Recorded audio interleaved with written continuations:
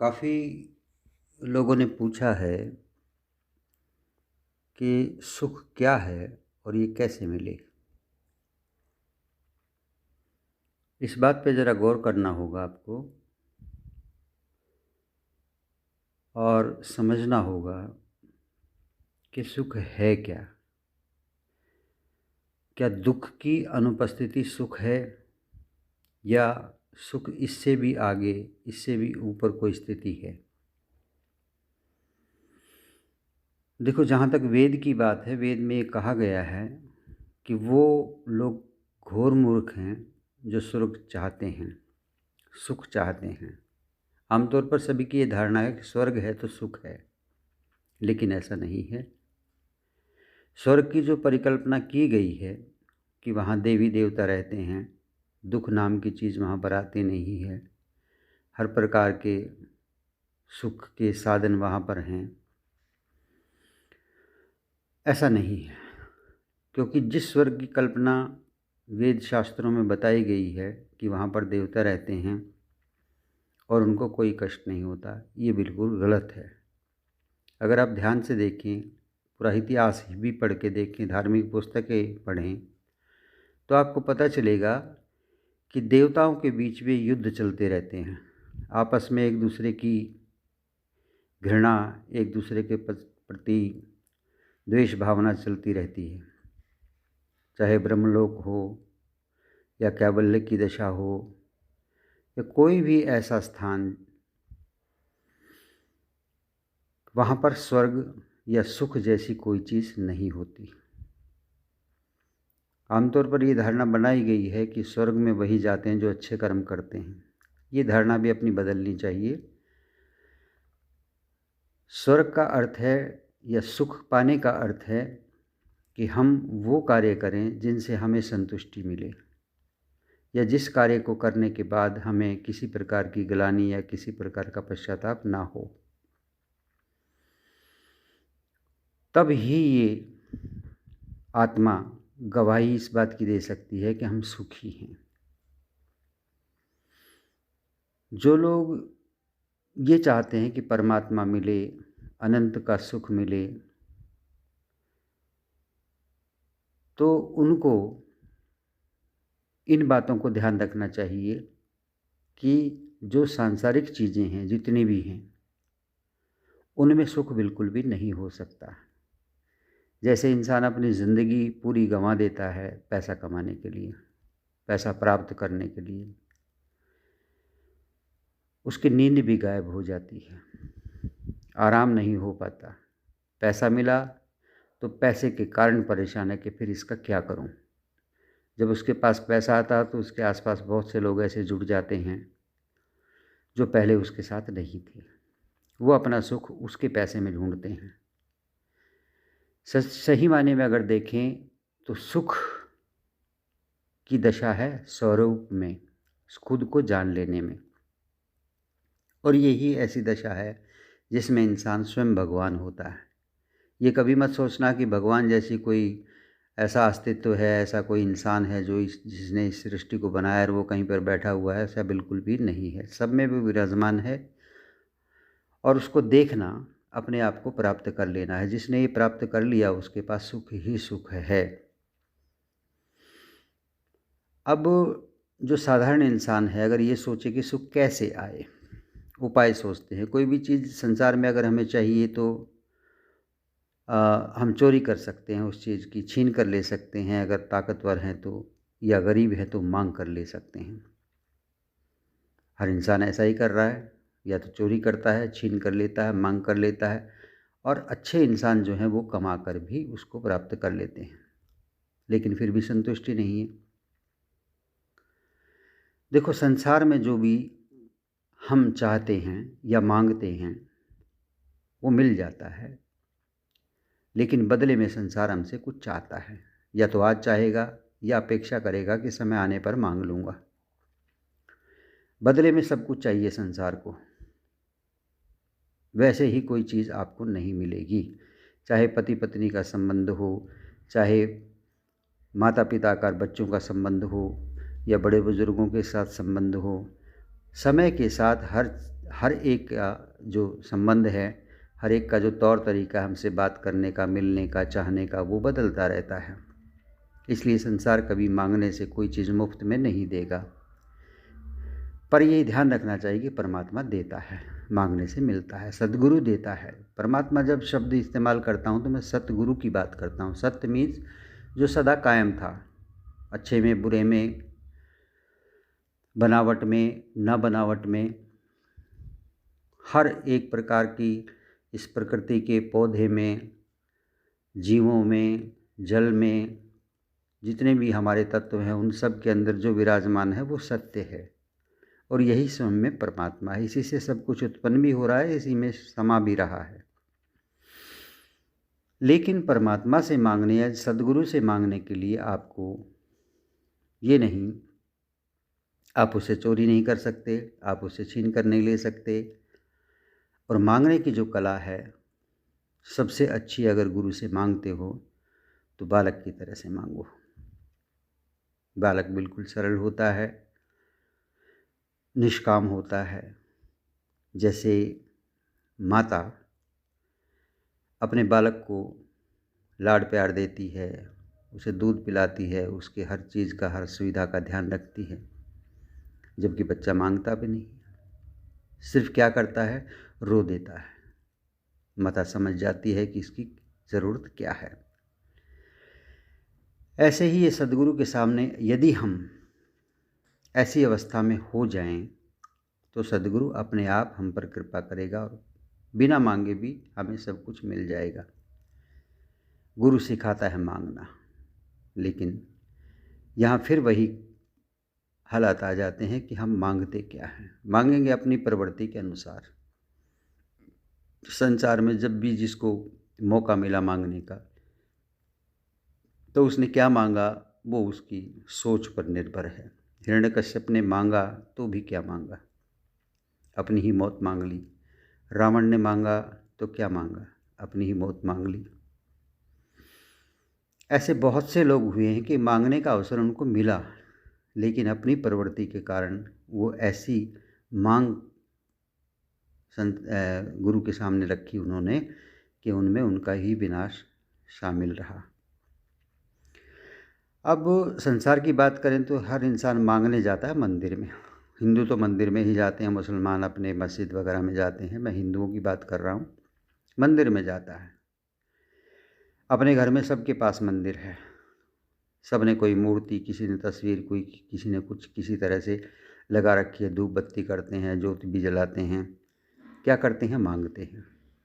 उसके बाद भी मन नहीं भरता, कोशिश करते हैं बाहर तीर्थ स्थानों पे जाके मांगने की, वहाँ से भी उनका मन नहीं भरता। फिर ऐसे ही भटकते रहते हैं ज़िंदगी भर, मांगते मांगते भिखारी की तरह से। बड़ा मंदिर बड़ा भगवान, छोटा मंदिर छोटा भगवान, ऐसी उनकी मन स्थिति होती है, जो कि गलत है। अगर है तो बड़े में ही छोटा है, छोटे में ही बड़ा है, और है तो ऐसा है, नहीं है तो बिल्कुल भी नहीं है। जबकि परमात्मा हर एक दशा में, चाहे मूर्ति हो चाहे पत्थर हो, सब जगह एक जैसा ही रहता है। वो तत्व कभी गायब नहीं होते। इसलिए इस माया जाल से निकलना चाहिए। आप देखेंगे मंदिरों में खड़े हुए लोग, भिखारी क्या करता है कि मंदिर के बाहर मांग रहा है, वो भिखारी कहलाता है। जबकि अंदर मांगने गया वो भी एक भिखारी है, वो थोड़ा ज़्यादा मांग रहा है बस, उसको अमीर कहते हैं। लेकिन भिखारी दोनों ही हैं। अमीर को जो मिलेगा भिक्षा में, क्या उसके पास सदा रहेगा, क्या उसे वो सुख दे देगा, इसकी सोच उसके पास नहीं है। जबकि भिखारी उतने में संतुष्ट है जो उसको मिल गया है। ऐसे ही हर इंसान परेशान है, मांगने के बाद भी परेशान है। ये कभी मत भूलो कि भगवान या परमात्मा हमेशा हमारी तरफ देखते हैं। यहाँ भगवान शब्द आया है तो इसको भी ज़रा मैं समझा देता हूँ। भगवान, ये ऋषि मुनियों ने इस शब्द को बहुत अच्छी तरीके से बनावट करके इसको सामने रखा है सबके। भगवान भय से भूमि है, गय से गगन है, वैसे वायु है, ऐसे आकाश है, नैसे नीर है। यानी जो इंसान प्रकृति के अंदर जो पांचों तत्व जो मौजूद हैं, इनकी शक्तियों को जान लेता है, पहचान लेता है, उनके अनुसार, उनके स्वभाव के अनुसार ही उनसे व्यवहार करता है, वो भगवान है। चाहे वो कृष्ण रहे हों, चाहे वो कबीर रहे हों, चाहे वो मीरा रही हो, चाहे दादू दयाल रहे हों, कोई भी रहा हो, जो इनकी शक्तियों को पहचान लेता है वही अपने आप में भगवान है। इनकी अपनी कोई दोष नहीं होता, इनका अपना कभी दोष नहीं रहता, इनकी कभी गलती नहीं होती। अगर आप जानकर भी पानी में गिरेंगे तो भी ये डुबोएगा, और अनजाने में गिरेंगे तब भी डुबोएगा, यदि आपको तैरना नहीं आता है। तो प्रकृति में ऐसे जियो कि इस प्रकृति से बाहर निकलकर अपने अस्तित्व को, अपने स्वरूप को कायम रख सको।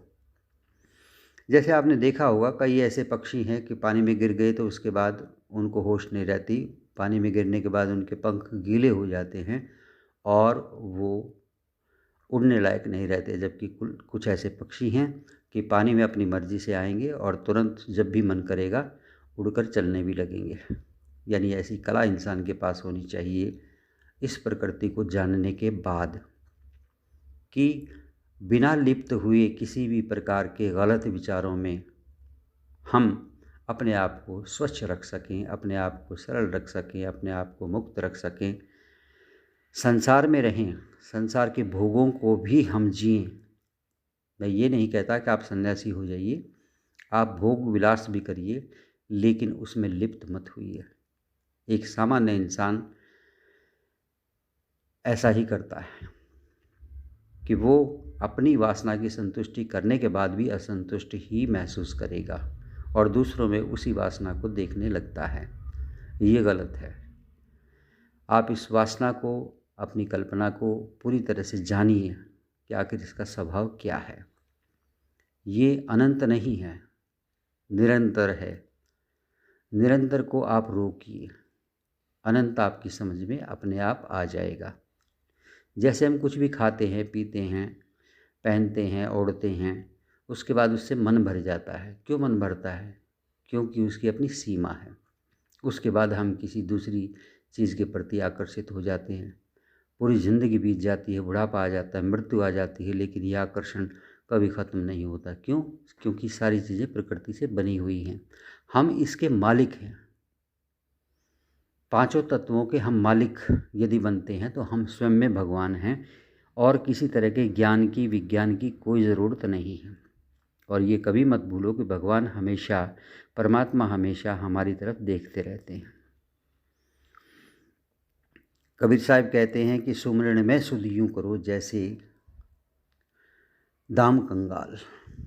भजन भक्ति की बात आती है, गुरु आपको जो भी नाम देता है, जो भी तरीका बताता है, तो अपने ध्यान को इस तरह से लगाओ जैसे कंगाल व्यक्ति का ध्यान अपने एक रुपए में पड़ा रहता है जो उसकी आंट में टंगा है। सुमिरन में सुध यूं करो जैसे दाम कंगाल, एक पलक बिसरे नहीं पल पल ले संभाल। चलते चलते भी उसको संभालता रहेगा, कहीं गिर तो नहीं गया, कहीं गिर तो नहीं गया। बड़े सरल ढंग से बताया है। सुमिरन में सुध यूं करो जैसे ज्यों सुर भी सुत माही, इधर उधर चारा चरे बिसरत कबहू नाही। जैसे गाय होती है, वो अपने बछड़े के प्रति अपनी निगाह, अंदर की निगाह कभी नहीं भूलती। चारा भी चरेगी, अपना काम भी करेगी, इधर उधर घूम भी लेगी, लेकिन उसका मन हमेशा अपने सुत के अंदर, अपने बेटे के अंदर, अपनी बिटिया के अंदर, जो भी उसकी संतान है उसके अंदर उसका लगा रहेगा कि वो कहाँ है, किस हाल में है। और जब भी उसको भूल पड़ती है तो एक बार आवाज़ निकालेगी, उधर से दूसरी आवाज़ से उसको पता चल जाएगा वो कहाँ है। ये एक बहुत अच्छी दशा है। ऐसी दशा में सबको होना ही चाहिए। यही भजन है, सुमिरन है, ध्यान है, और कुछ भी नहीं। अब हमारे सामने राम है, कृष्ण है, कबीर है, कितने ही उदाहरण ऐसे हैं जो इस संसार में आए, लेकिन वो जब आए हम उन्हें पहचान नहीं पाए। हम भी कभी ऐसे समय में रहे होंगे जब कृष्ण थे इस धरती पर, लेकिन हमने उसको जाना नहीं। आज भी बहुत से लोग ऐसे हैं जिनको हम मिलते हैं, बातें करते हैं, उनके सत्संग भी सुनते हैं, लेकिन पहचान नहीं पाते। हमारी दृष्टि क्या है, कोई क्या पहनता है, कोई कैसा दिखता है, किसने दाढ़ी रखी हुई, किसने बड़े बाल कर रखे हैं, कोई तिलक धारण करता है। हम वहीं अटके हैं बाहर की चीज़ों के ऊपर, और गड़बड़ी यहीं से हो जाती है। बाहर की जो चीज़ें हैं, बाहर के जो दिखावा है, उसके ऊपर कभी मत जाओ। सबसे बड़ी साधना है गुरु के शब्दों के ऊपर अपने ध्यान को लगाओ कि वो क्या कहते हैं, क्योंकि शब्द अंदर से आ रहा है, और अंदर जहाँ से आ रहा है वहाँ पे अनुभव है। गुरु के पास क्या है? अनुभव है, वरना वो भी आपके लिए सामान्य इंसान है, सबके लिए सामान्य इंसान है। और सच्चा गुरु तो वही होता है जो खुद को दिखाता नहीं कि मैं गुरु हूँ, खुद को छिपाए फिरता है।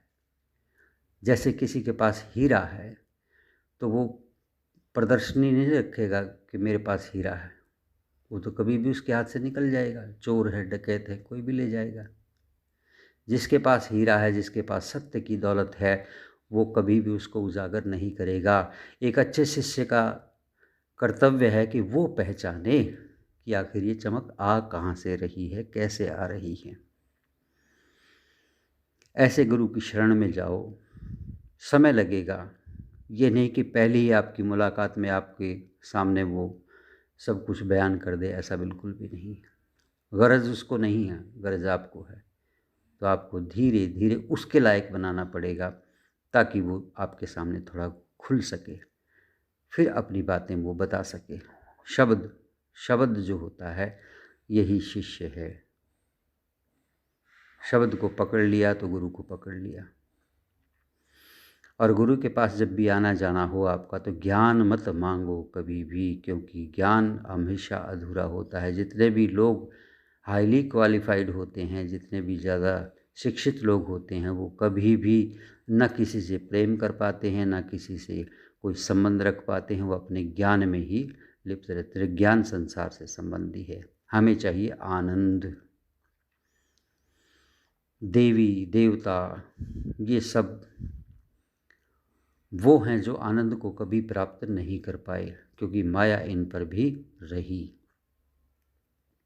माया है एक प्रकार का छल। एक शब्द में कहा है कि माया रंग बादली जिसमें चंदा दिखे ना है, कि माया ऐसा बादल है जिसमें चांद यानी सत्य हमें दिखाई नहीं देता।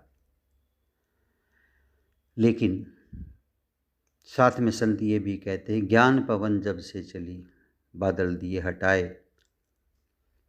ज्ञान का अगर प्रकाश हो जाए, ज्ञान अगर इंसान के अंदर पैदा हो जाए, तो माया रूपी बादल छट जाते हैं। और ये सब गुरु के सानिध्य में ही होगा, गुरु के प्रेम में ही होगा।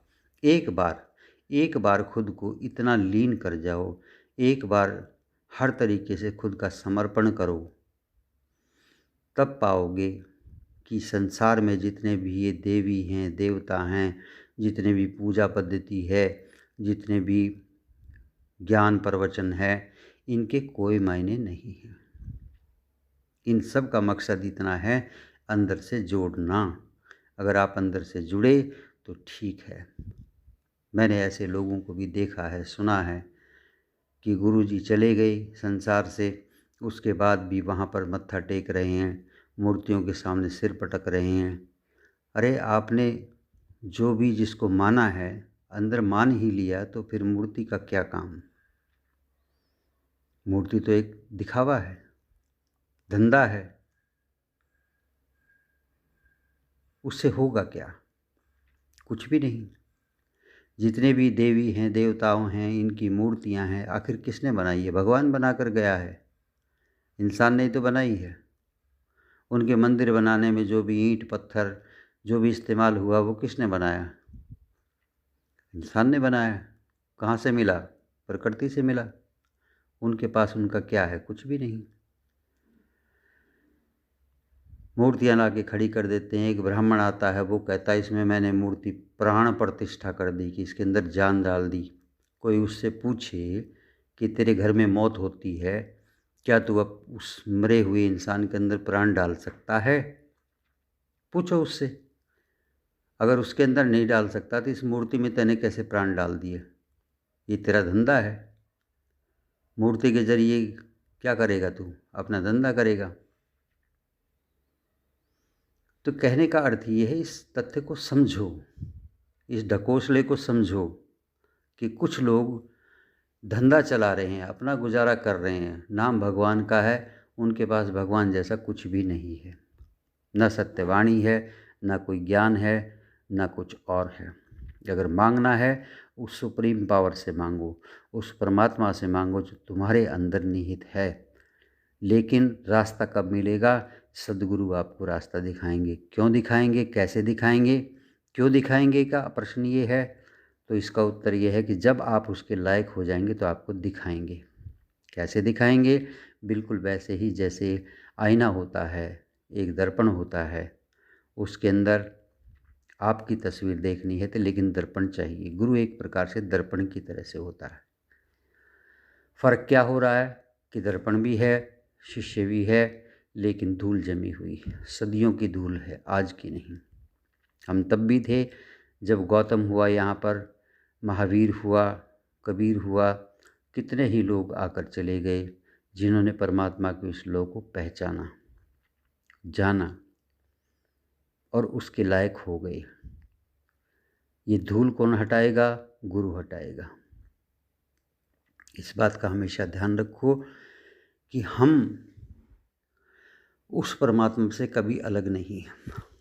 अलग हमने कर रखा है अपने कर्मों के कारण, क्योंकि हम उन रिश्तों में उसको ढूंढते हैं, हमारी वासना को रिश्तों में पूरा करने की कोशिश करते हैं, और यही सबसे बड़ी गलती है। आज जो हमारा बेटा है, हमारी बेटी है, पति है, पत्नी है, सास है, जो भी कोई है, सोच कर देखो, क्या ये हमारे साथ आए थे? क्या ये हमारे साथ जाएंगे? बिल्कुल भी नहीं।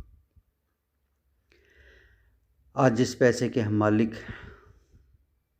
क्या वो हमारा अपना है? हमें मदद करेगा खुश होने में, हंसने में?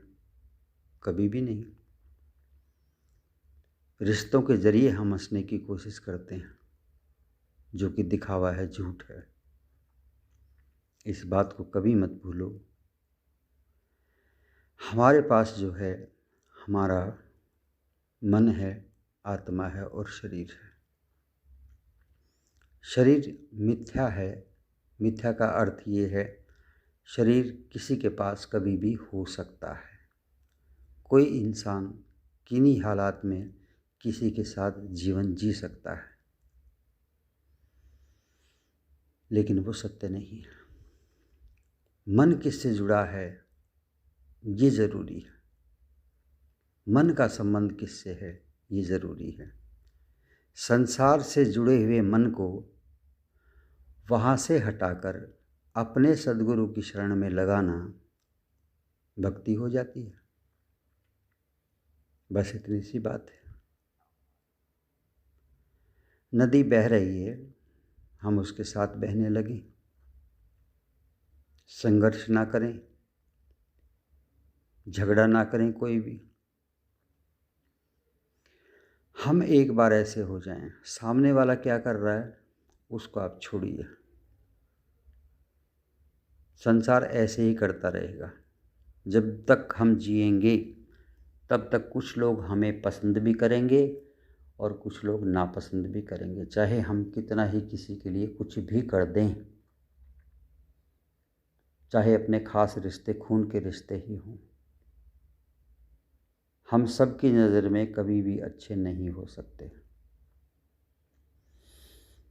और सबकी नज़र में बुरे भी नहीं हो सकते। कोई हमारी सुंदरता पे मरेगा, कोई हमारे पैसे पे मरेगा, कोई हमारे ज्ञान पर मरेगा। सबके अपने अपने आयाम हैं, सबके अपने अपने तौर तरीके हैं हमें देखने के। हम भी उनको वैसे ही देखते हैं, बस यही गलत है। क्यों? क्योंकि ये देखने का तरीका संसार से मिला है। भाषा है, ज्ञान है, पैसा है, दौलत है, पद है, सब कुछ हमें इस संसार से मिला है। उसके आधार पर यदि हम कोई निर्णय करते हैं तो हम झूठे हैं, गलत हैं।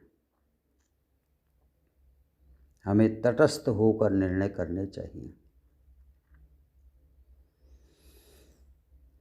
हर वो संबंध अच्छा है जिस संबंध में हम खो जाएं, लेकिन वही संबंध अगर सांसारिक है तो हमसे उस खोने का बदला ज़रूर लेगा,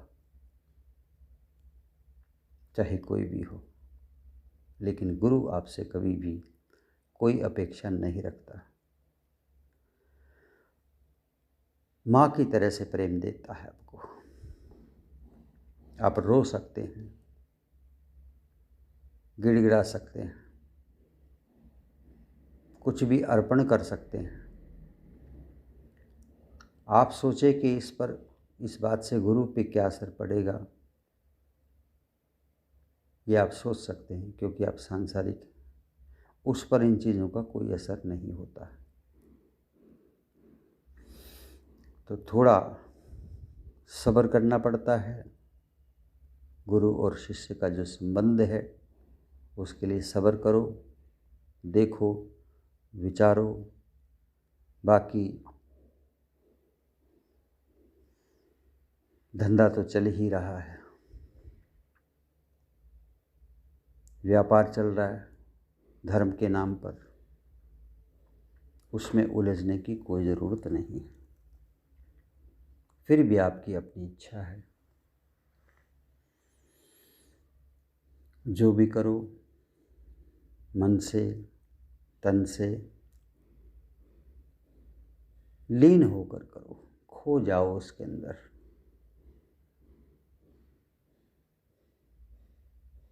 कोई भी चीज़ संसार में बुरी नहीं है।